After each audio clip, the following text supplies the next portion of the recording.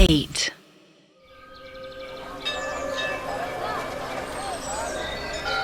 शाम के यहीं 5 बज रहे थे।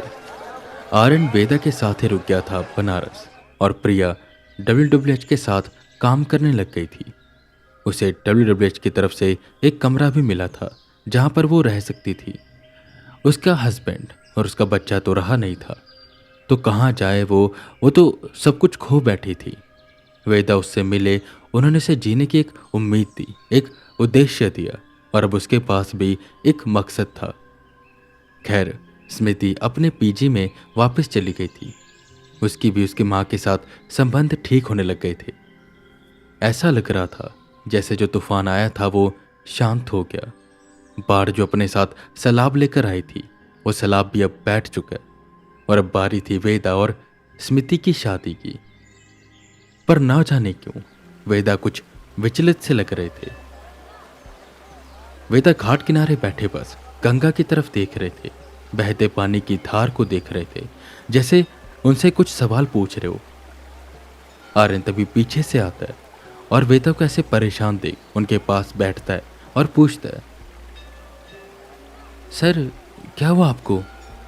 आपको तो खुश होना चाहिए, जिससे आप प्यार करते हैं उसके साथ आपकी शादी होने जा रही है, स्मृति से, और आप यहाँ पर उदास बैठे हुए हैं। अरे हंसिए, और बस इनविटेशन कार्ड्स छप रहे हैं, अब तो दूल्हे राजा बनने वाले हैं आप। आर्यन हल्का सा हंसा, पर वहीं वेदा गंभीर होते हुए कहते हैं, समझता हूँ आर्यन, पर एक डर है जो ना जाने क्यों मुझे अंदर ही अंदर खाए जा रहा है। ऐसा लग रहा है कि खतरा टला नहीं है अभी। ये खतरा एक अलग खतरा था, पर जो मेरी तैयारी हुई है वो किसी अलग खतरे के लिए हुई है। पता नहीं क्यों मुझे ऐसा लग रहा है कोई है जो मुझ पर नज़र बनाए हुए है। और जानते हो आर्यन, मैंने कहा था ना, मेरे करीब जो भी आता है वो मुझसे दूर हो जाता है, कोई बचा नहीं है। और मुझे यही डर लग रहा है कि कहीं स्मृति को कुछ हो ना जाए। जो जो मेरे दिल के करीब आया है मारा गया है, और मैं नहीं चाहता कि स्मृति के साथ भी कुछ ऐसा हो। इसलिए मैं बहुत उलझन में हूँ। क्या मुझे शादी करनी चाहिए? जिस पर आर्यन एक बात पर हामी भरता है और कहता है, सर इतना ज़्यादा मत सोचिए। और रही बात कि कोई हम पर नज़र बनाए हुए है, इस पर तो मैं भी हामी भरता हूँ, क्योंकि जब से हम बनारस आए हैं मुझे लग रहा है कि कोई है जो हमें देख रहा है। भीड़ में अकेले, सोते हुए, जागते हुए, खाते हुए, लगता है कोई है जो हम पर हमेशा नज़र बना कर रखता है। खैर सर, जो होगा हम देख लेंगे, पर शादी तो होगी ही। इनविटेशन कार्ड छप रहे हैं, मुहूर्त निकल चुका है, बस अब कुछ दिन और। अगर ये चीज़ें बढ़ती हैं तो हम पहले इन्हें देखेंगे, पर अभी के लिए तो हल्का मूड रखिए, खुश रहिए। और जानते हैं, शादी का सबसे पहला कार्ड मैं किसे देने जाऊंगा? गुरुजी को। बहुत ज़्यादा खुश होंगे वो। वेदा भी हामी भरते हैं, पर एक डर उन्हें अंदर ही अंदर खाए जा रहा था। पर कैसा था ये डर? ये कैसे काले बादल थे जो आसमान में छाने वाले थे, और एक कैसा संकेत कर रहे थे? वेदा को कुछ भी समझ नहीं आ रहा था। आर्यन उठकर अंदर चला जाता है। थोड़ी देर बाद वेदा को स्मृति का फोन आता है। वेदा अभी बात करने के मूड में नहीं थे, तो फोन नहीं उठाते। पर जब बार बार फोन आता रहता है तो भी चिंतित हो जाते हैं। उन्हें लगता है कि शायद बात गंभीर है। वो फोन उठा लेते हैं। स्मृति की आवाज में घबराहट थी, वो डर रही थी, और वो इतना ज्यादा डर रही थी कि कुछ बोल ही नहीं पा रही थी।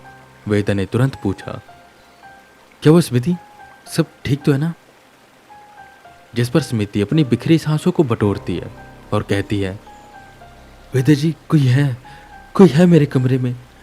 ना जाने मुझे बहुत दिनों से लग रहा है कि कोई मेरे ऊपर नज़र बनाए हुए है, मुझे छुप कर देखता रहता है। कोई है जो मेरे कमरे में ही है। और पता है अभी क्या हुआ? जैसे मैं मेरे कमरे में आई, मैंने देखा मेरे बेड के ऊपर एक काले रंग की छवि बैठी हुई थी, जिसने जैसे मुझे देखा वो बेड के नीचे चली गई। और मुझे बहुत डर लग रहा है, मुझे समझ नहीं आ रहा मैं क्या करूं। ये सुन वेदा खड़े हुए और स्मिति को शांत कराते हुए बोले, स्मिति शांत हो जाओ, रूम बंद करो, वहां से चली जाओ। आज अपने किसी फ्रेंड के रूम में रुक जाओ, उस रूम में मत जाना। और मैं अभी प्रिया से बात करता हूँ, उसे मैं कल ही तुम्हारे पास भेज देता हूँ, क्योंकि मुझे भी लग रहा है कि कुछ तो गड़बड़ है। कोई है जो हमारे ऊपर नज़र बनाए हुए है। और जो तुमने मुझे बात बताई है उससे मेरा शक यकीन में बदल चुका है। हमें सतर्क रहना होगा। कोई है जो हमारा पीछा कर रहा है।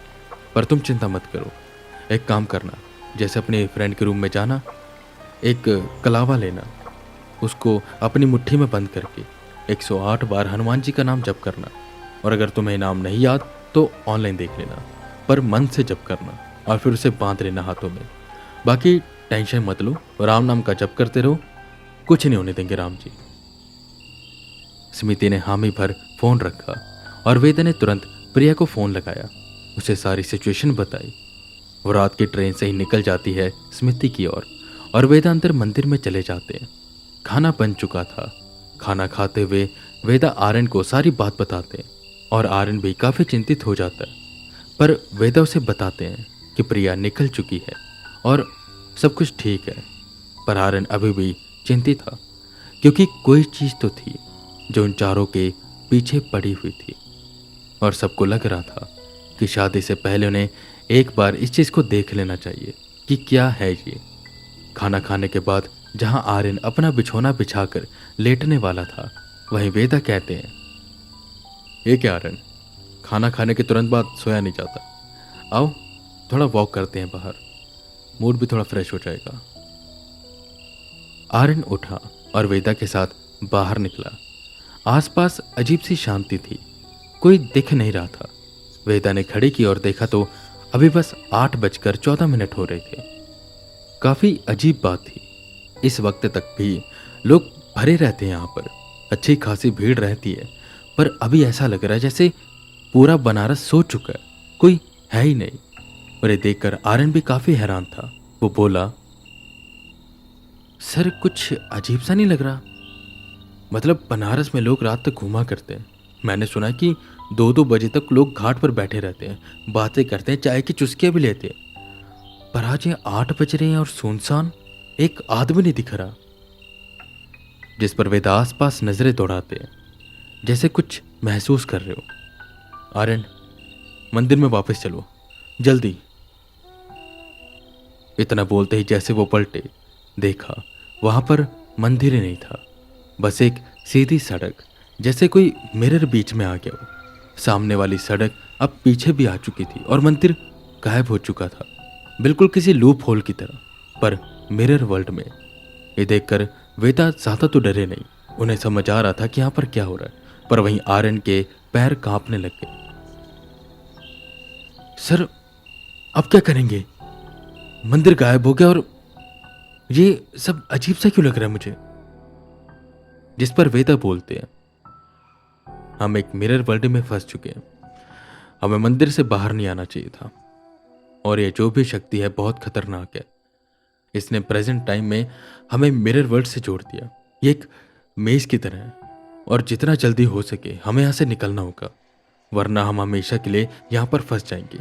जिस द्वार से हम आए हैं वो द्वार अभी भी खुला होगा, बस उसे ढूंढना है और बाहर निकलना है। चिंता मत करो, बस मेरे साथ चलते रहो। इतना बोल वेदा और आर्यन आगे की ओर बढ़े, पर कैसा खतरा था जो सर उठा रहा था और बस वेदा और स्मिति को नुकसान पहुंचाना चाहता था। अभी के लिए ये कोई भी नहीं जानता था।